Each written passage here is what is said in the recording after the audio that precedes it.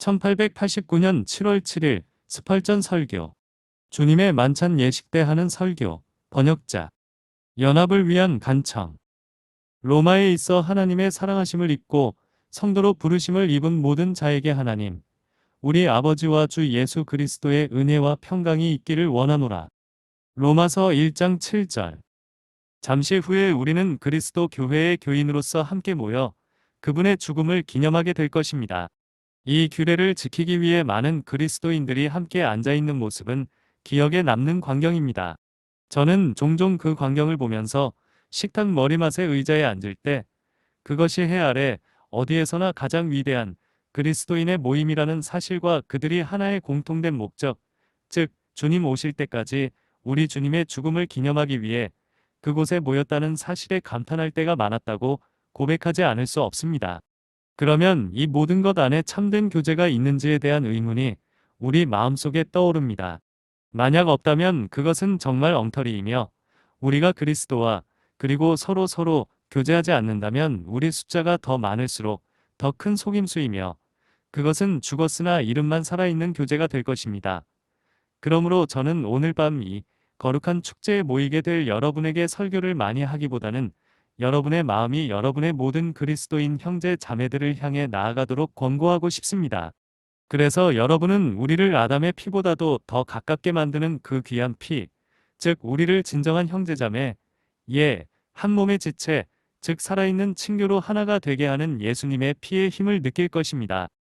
로마서의 첫 번째 장에서 사도 바울에게서 친교의 정신을 볼 수 있습니다. 그는 다른 사람들에게 선한 일을 하고 싶어 한다고 말했습니다. 그는 로마 그리스도인들에게 어떤 영적인 은사를 나누어 주기 위해 그들을 만나기를 갈망했습니다. 그가 그들에게 편지를 쓰는 동안 그들이 최고의 것을 가질 수 있기를 간절히 바라고 있음을 알 수 있습니다. 그의 모든 소망은 그들의 유익을 위한 것이며 그들의 축복에 깊은 관심을 갖고 있습니다. 우리는 서로에게 그렇게 해야 하며, 목회자는 성도에게, 성도는 목회자에게, 성도들은 서로에게, 교인들은 서로에게, 모두가 나머지 사람들의 유익을 위해 염려하는 것, 즉 아무도 자신을 위해 살지 않고 각자 그리스도 예수 안에서 공동체 전체의 유익을 위해 살려고 노력해야 합니다. 사도의 마음은 로마 교회뿐 아니라 모든 이방인에게로 향했습니다. 그는 자신이 그리스인과 야만인, 지혜로운 자와 지혜롭지 못한 자, 종과 자유인 등 모든 사람에게 빚진 자라고 느꼈습니다. 사랑이 넘치는 동정심이 온 인류를 향해 퍼져야 한다고 생각하지 않습니까? 그렇게 하세요. 여러분은 성도들과 가장 가깝고 친밀한 교제를 나누면서도 나머지 사람들도 동족이라는 사실을 아시기를 원하며, 하나님께서 그들을 깨우쳐 주시고 그들도 언약의 유대 안에 들어가게 해주시기를 하나님께 기도하십시오. 그들과의 교제가 사랑스럽고 참되고 깊게 이루어지기를 하나님께 기도합니다. 그러나 사도는 특히 로마에 있는 성도들과의 친교를 표현하고 있으며, 그 친교를 증명하기 위해 그들을 사랑스러운 이름, 그들이 가질 수 있는 가장 높은 칭호로 하나님의 사랑하심을 받아 성도라 부르심을 입은 자라고 부릅니다. 그런 다음 그는 하나님 우리 아버지와 주 예수 그리스도의 은혜와 평강이 너희에게 있기를 원하노라고 말하면서 가장 감미롭고 부드러운 소망으로 그들에게 인사했습니다.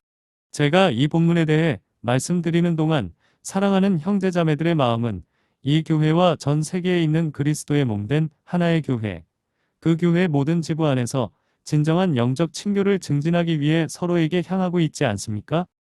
먼저 이 사람들에 관하여 호의적인 상태, 즉 그들이 사랑을 받고 있는 모습으로 하나님의 사랑을 받는 자임을 주목하십시오.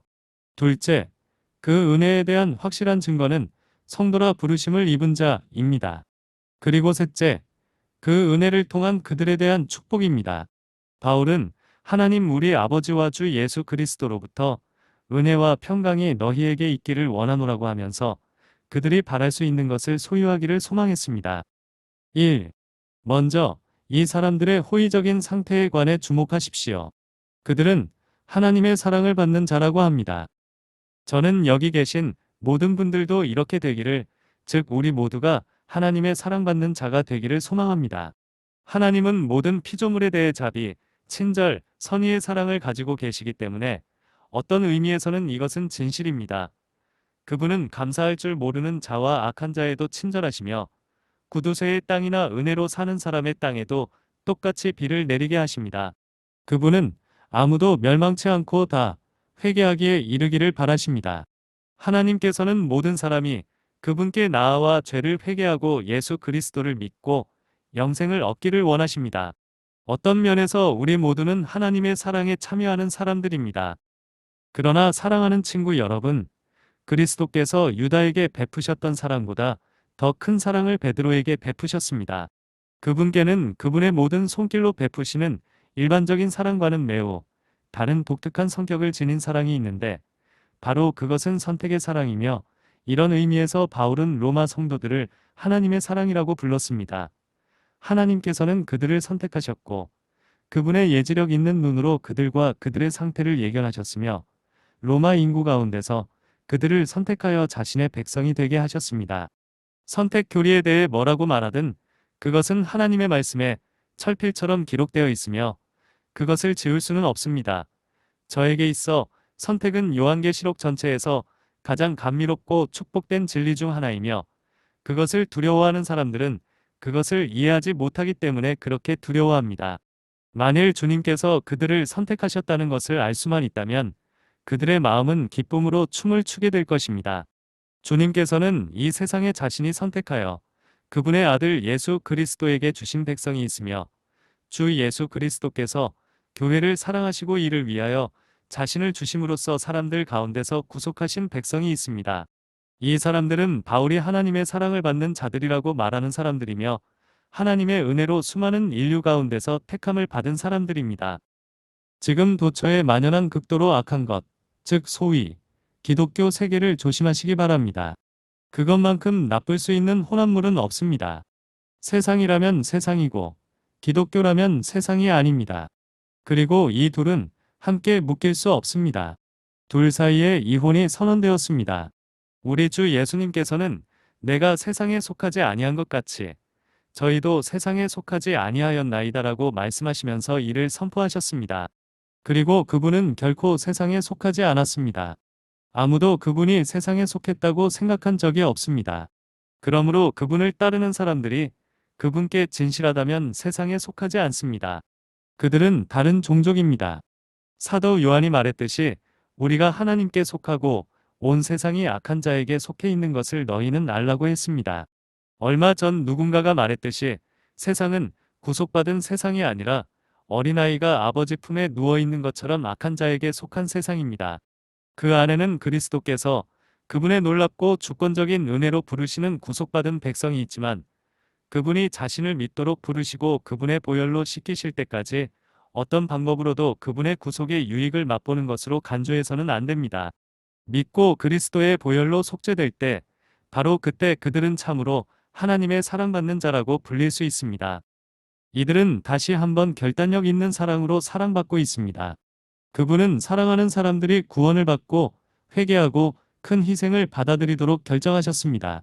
그분께서는 그들을 영생에 이르도록 정하셨고 그들의 의지의 자유를 침해하지 않으시고 사람답게 대하시면서도 그들과 함께 그분의 목적을 이루시면서 그들 안에 새 마음과 올바른 정신을 창조하실 것을 결심하셨습니다. 그분은 그들을 어둠에서 빛으로 사탄의 권세에서 그분 자신에게로 돌이키실 것입니다. 이들은 주님의 사랑을 받은 사람들입니다. 그 결과 그들은 또 다른 의미에서 즉 하나님의 만족하시는 사랑으로 하나님의 사랑을 받게 되었습니다. 주님은 만족하시는 하나님의 사랑으로 악인을 사랑하실 수 없습니다. 악인은 죄악으로 주님의 진노를 불러 일으키기 때문에 주님은 그를 기뻐하지 않으시고 혐오감 없이 그를 바라볼 수 없습니다. 그러나 세상에는 성령께서 하나님을 기쁘시게 하는 도리를 행하는 사람들이 있습니다.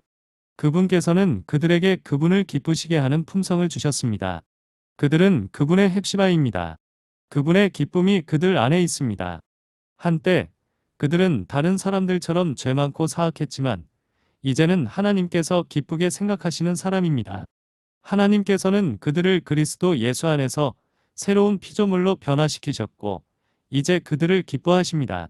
제가 생각하기에 하나님 마음에 만족하시고 사랑의 눈으로 바라보시는 사람, 즉 주님의 사랑을 받는 사람이 있다는 것을 믿게 되는 것보다 더 기쁜 것은 없습니다. 사랑하는 친구 여러분, 이로 인해 연합의 사랑도 있습니다. 하나님은 자신이 기뻐하시는 사람과 연합하십니다. 그 사이에는 다윗과 요나단의 우정보다 더 가까운 우정이 있어서 하나님께서는 당신의 종과 말씀하시고 그분의 종이 대답하는 말을 듣습니다. 아브라함처럼 하나님의 친구라고 불릴 만큼 하나님과 친밀한 관계를 맺고 있는 사람들이 있습니다. 하나님은 그들의 방패이자 지극히 큰 상급이십니다. 5. 여러분 중에 주님의 사랑을 받는 사람이 되는 것이 얼마나 기쁜지 아시는 분이 있나요? 주님이 없으면 여러분 자신을 공고하고 가련하고 가난하고 눈멀고 벌거벗은 자로 여길 것입니다. 그리고 비록 당신이 가난하고 눈멀고 벌거벗었다 할지라도 하나님과의 우정과 하나님과의 교제로 이끄는 이 놀라운 하나님의 사랑을 안다면 당신은 비참하고 처참하지 않을 것이라고 생각할 것입니다. 오늘날 하나님께 감사하게도 매점이나 사무실에서 동료들을 만나는 것만큼 정기적으로 하나님을 만나는 데 익숙한 장소를 갖고 있는 많은 사람들이 있습니다. 그들은 하나님을 만납니다. 그런데 어떤 경우에 하나님을 만나러 갔다가 그분이 그들에게 문을 닫았다는 것을 알게 된다면 그들에게는 괴로운 날이 될 것입니다. 그렇습니다. 런던과 전 세계에는 진실로 주님의 사랑을 받는 자라 불릴 수 있는 수많은 사람들이 있습니다. 이것은 매우 선택적인 특권입니다. 당신이 그것을 소유하고 있다면 그 무엇보다도 그것을 소중히 여기십시오. 이것은 최고의 영예입니다. 아마도 여러분이 여왕의 초대를 받았다면 최고의 영광이라고 생각할 수도 있겠지만 그것이 하나님의 사랑을 받는 것과 어떻게 비교되겠습니까? 우리를 추종하는 사람들의 사랑을 받는 것은 매우 감미롭습니다. 때로는 특이한 즐거움이 따를 때가 있습니다. 하지만 모든 관계 가운데 모든 사랑, 함께 쌓인 모든 우정과 모든 사랑은 결코 우리에 대한 하나님의 사랑과 비교할 수 없습니다. 인간의 사랑에 존재하는 모든 선한 것은 하나님의 사랑에서 비롯된 것이며 그것은 기껏해야 무한한 바다에 비하면 한 방울의 물방울에 불과합니다.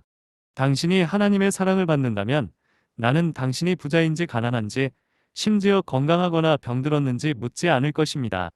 또한 당신이 명예를 얻었는지 불명예를 얻었는지 또는 당신의 삶이 길어질지 갑자기 짧아질지 묻지 않을 것입니다. 이 모든 것은 사소한 것에 불과합니다. 하나님의 사랑을 받는 것은 당신을 행복하고 복된 사람으로 만드는 확실한 사실이며 하나님의 사랑받는 사람이라고 불릴 수 있는 이유입니다.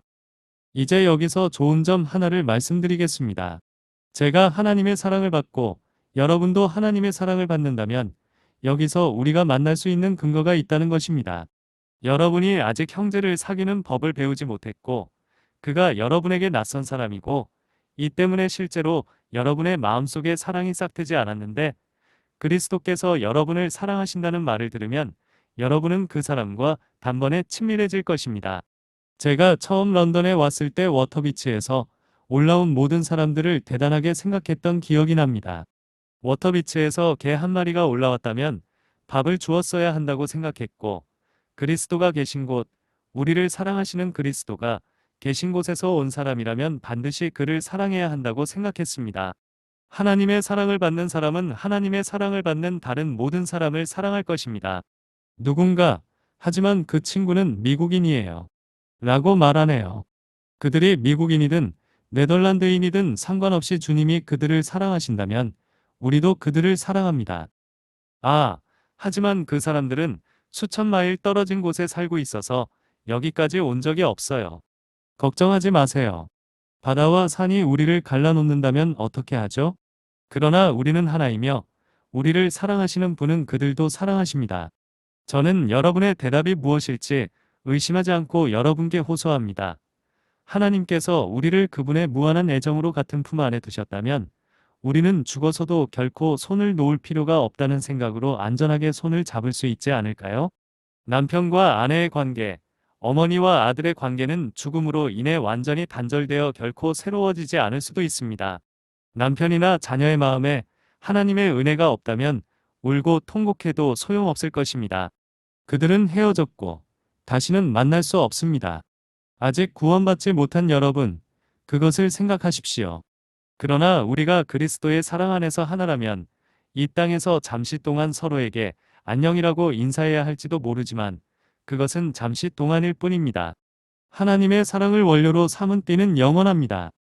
오늘 밤 제가 빵을 뗄 때 여러분 중 일부는 위층으로 올라가거나 집으로 돌아가야 할 것입니다. 이 말은 스펄전 목사가 설교할 당시 침례나 세례를 받고 그 교회에 가입하지 않은 사람들은 주님의 만찬에 참여할 수 없었던 사실을 의미합니다. 하여간 저는 교회에 와서 아내를 두고 떠나야 할 때까지는 아무것도 결정할 수 없었어요. 또 맨 위층에 머물면서 아내를 내려다보며 주님의 죽음을 기념하는 음식을 함께 먹을 수 없어서 더 이상 버틸 수 없었다고 말하는 훌륭한 사람들을 자주 만납니다. 오, 여러분도 결코 끊어지지 않는 하나님의 사랑 안에서 그 연합을 누리시길 바랍니다. 여기에 있는 두 계란과 이 넓은 공간에서 우리 모두가 하나님의 사랑의 품 안에 둘러싸여 있기를 바랍니다. 이제 두 번째 대지는 그들이 성도로 부르심을 받았다.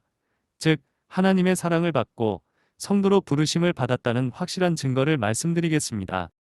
바울의 이 편지를 받은 사람들은 누구였습니까?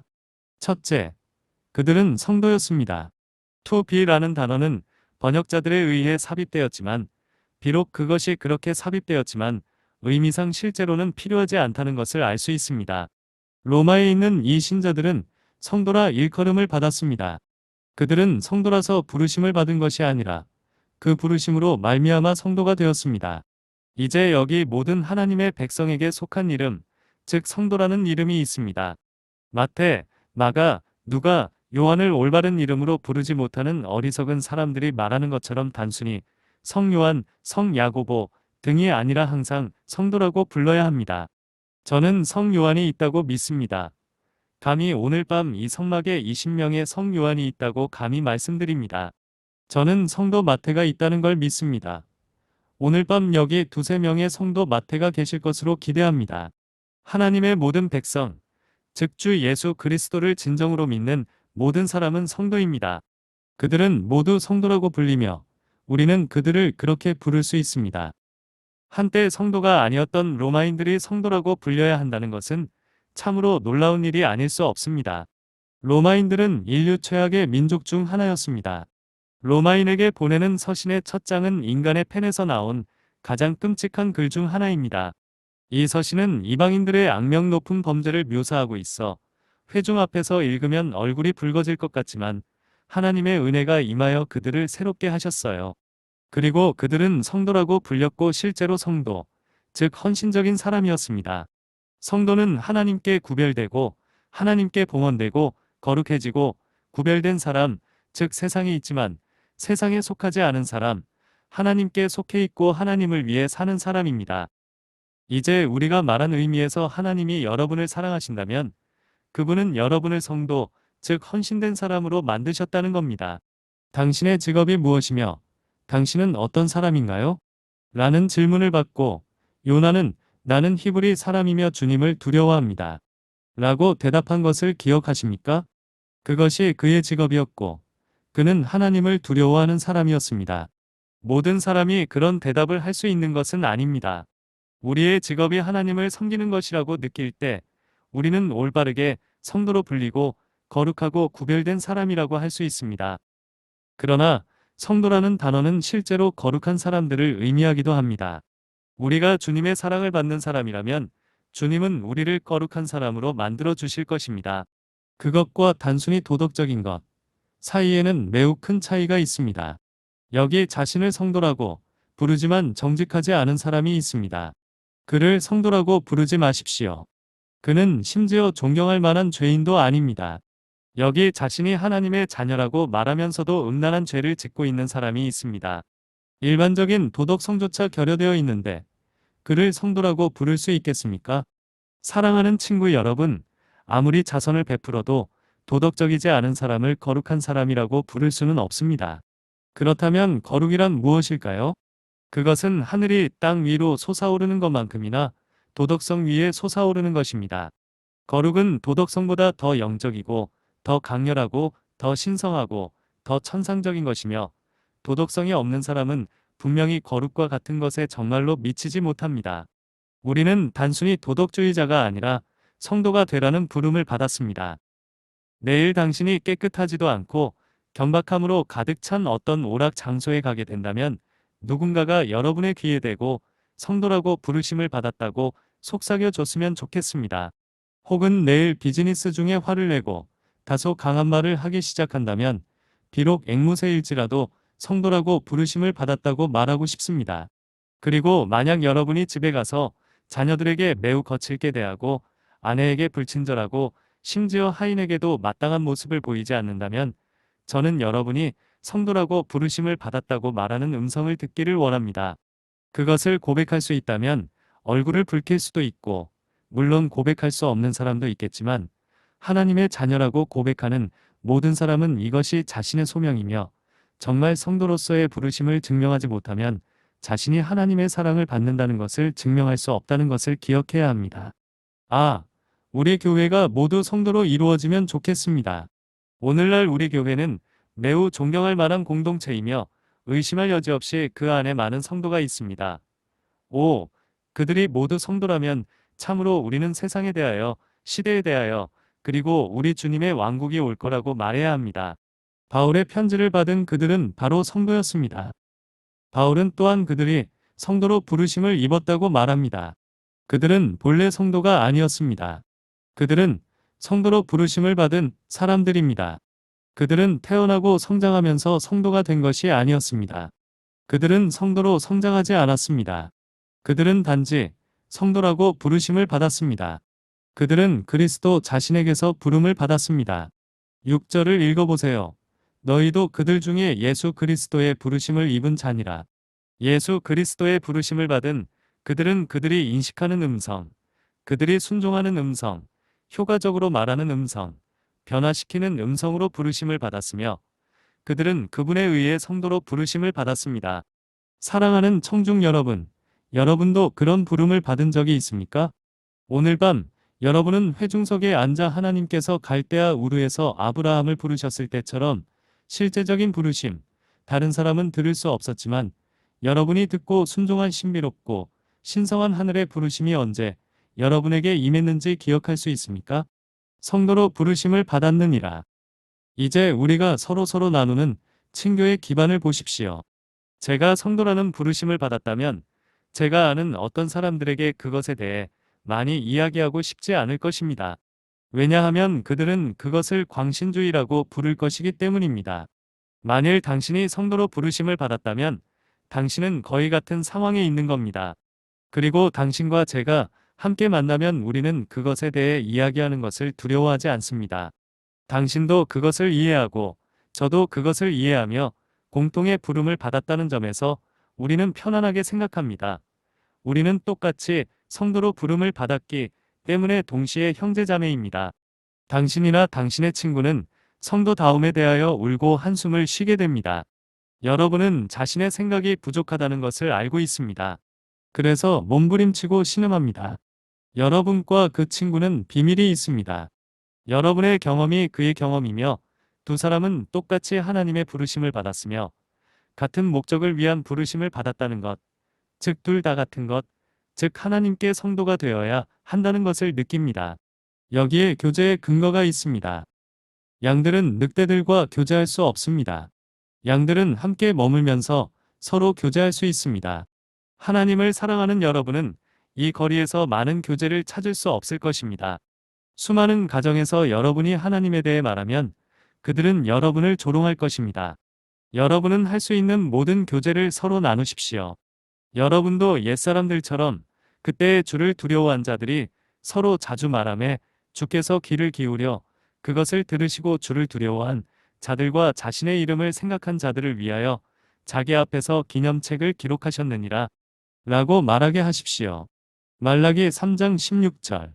저는 이 구절을 생각하며 우리가 주님의 사랑을 받는 존재로서 하나이듯 그 결과 또한 하나라고 생각합니다. 우리는 모두 부름을 받았으며 모두 같은 성도로서 높은 경지에 도달하도록 부름을 받았습니다. 바울은 로마에서 상위 10명에 대해 언급하지 않습니다. 하지만 그는 로마에 있는 모든 자, 곧 하나님의 사랑하는 자들에게라고 말합니다. 최고의 기독교인 몇 명을 골라 나는 그들과 동조합니다. 라고 말하지 마세요. 아, 친애하는 친구 여러분, 이것은 그리스도인답지 않습니다. 그분은 제자들의 발을 씻겨주셨는데 여러분은 그들의 머리만 쳐다보고 있습니다. 가서 그의 소중한 발을 씻음으로써 그와 교제를 시작하십시오. 선한 사람이 말했듯이 엘러키드 크리스티가 있는 곳, 즉 그리스도에 관한 어떤 것이 있는 곳에는 여러분의 사랑이 있어야 합니다. 어떤 사람의 영혼에 그리스도의 역사가 있는 곳이라면 그가 아무리 배우지 못했고 아무리 가난하고 아무리 거칠고 아무리 성질이 나쁘더라도 여러분과 그가 하나의 소명, 즉 둘 다 성도로 부르심을 받았다는 것을 알고 그와 교제를 유지하고 증진하기 위해 노력해야 합니다. 3. 이제 세 번째 요점, 즉 하나님의 은혜를 통한 그들의 축복이라는 교제의 근거도 찾을 수 있을 것 같습니다. 바울이 편지를 보낸 모든 사람에게도 마찬가지입니다. 로마에 있는 모든 사람 곧 하나님의 사랑을 받고 성도로 부르심을 입은 자들에게 하나님 우리 아버지와 주 예수 그리스도로부터 은혜와 평강이 너희에게 있기를 원하노라. 첫째, 이 선한 사람들은 이 축복을 누렸습니다. 그들은 모두 같은 아버지를 모셨습니다. 오늘 밤 여기에서 서로 모르는 두 사람이 만나서 서로 이야기를 시작한다고 가정해 보세요. 한 사람은 제 아버지의 이름은 아무개입니다라고 말했고 다른 한 사람은 다음과 같이 말했습니다. 그분은 어디에 사세요? 라고 말합니다. 계속 그들은 이렇게 대화했습니다. 그분은 그 도시, 그 집에 살고 있어요. 그래요? 왜? 그분이 내 아버지인 줄 아세요? 그 두 사람은 서로를 모른다는 사실에 놀랐을 겁니다. 분명히 같은 아버지를 두었기 때문입니다. 저는 그들이 약간 뒤로 물러나 서로를 바라보며 그분 성함이 정말 존 스미스라고 말씀하시는 겁니까? 라고 말하는 것을 볼 수 있습니다. 예. 그런데 그분이 그런 집에 사신다고요? 예. 그분은 연세가 어떻게 되죠? 어떤 분이죠? 그분과 함께 찍은 사진도 갖고 있나요? 예. 저기, 나한테도 그분의 초상화가 있는데 그분이 바로 그분이네요. 그분은 우리 둘의 아버지인데 그렇다면 우리 둘은 뭐죠?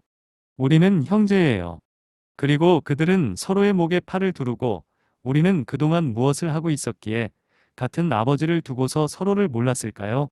라고 말합니다. 지금 만일 정직하게 살았다면 거의 같은 상태에 처하게 될 많은 그리스도인들이 있습니다. 그들은 같은 아버지를 갖고 있지만 아마도 어떤 형태의 교리나 심지어 침례 예식이나 그와 같은 매우 중요한 것에 대해 완전히 동의하지 않기 때문에 그것을 알지 못했습니다. 가장 중요한 것은 우리에게 아버지는 한 분이라는 것입니다.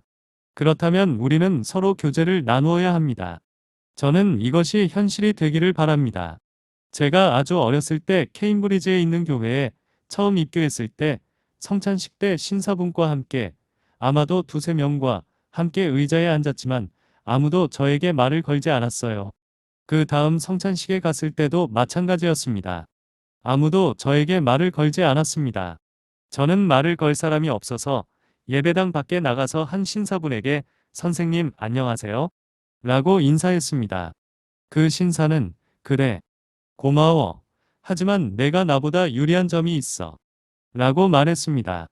저는 그런 적이 없다고 생각합니다. 선생님.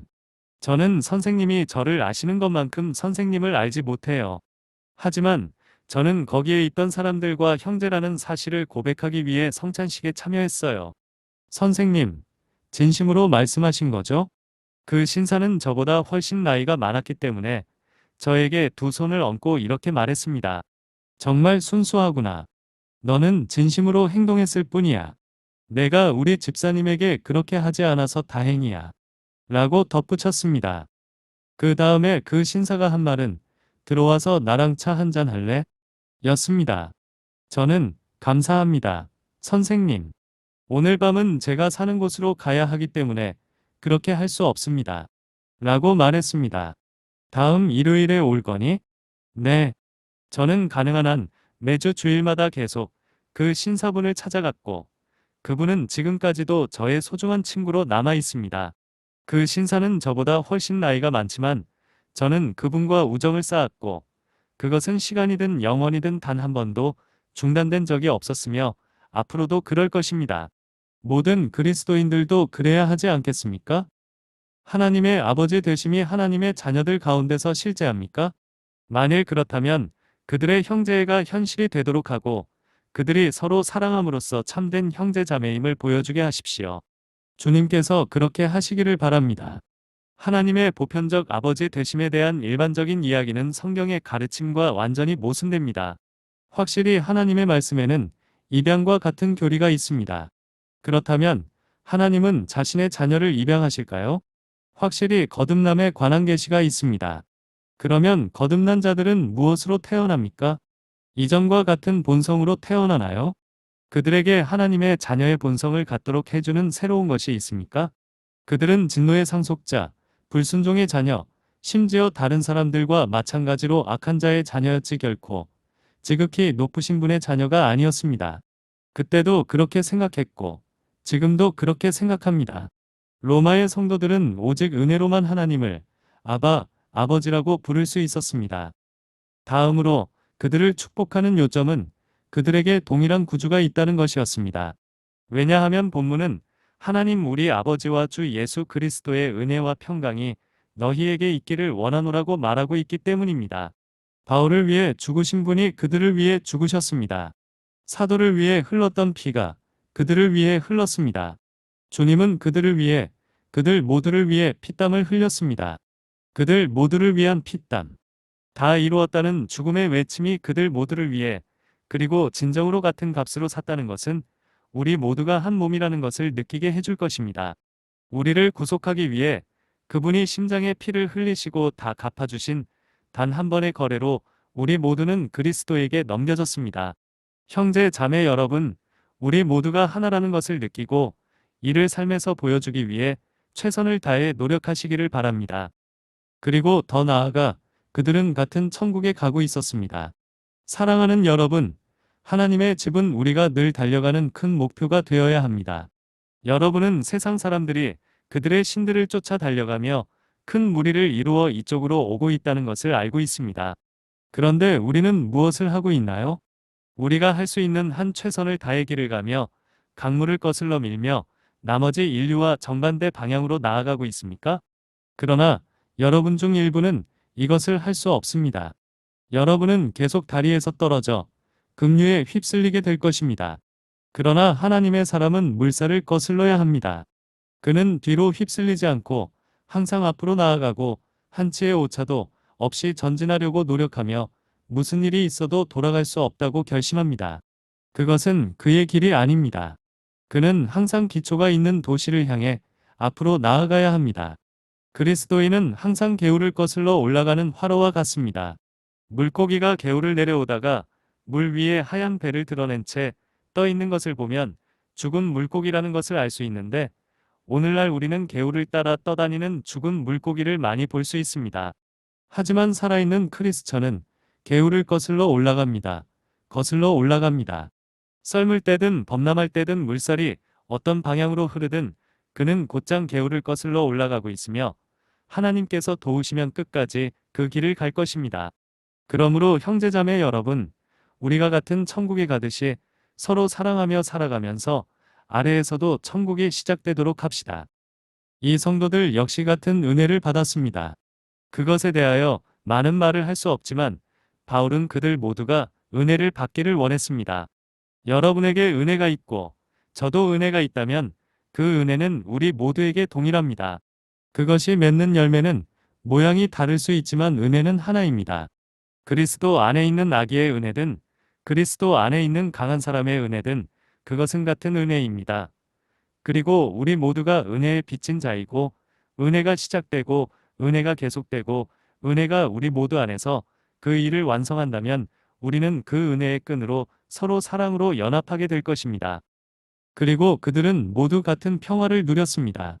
오, 하나님과의 평화, 우리 자신의 양심과의 평화, 과거와의 평화, 현재와의 평화, 미래와의 평화, 즉 모든 이해를 뛰어넘는 하나님의 평화는 얼마나 복된 것입니까?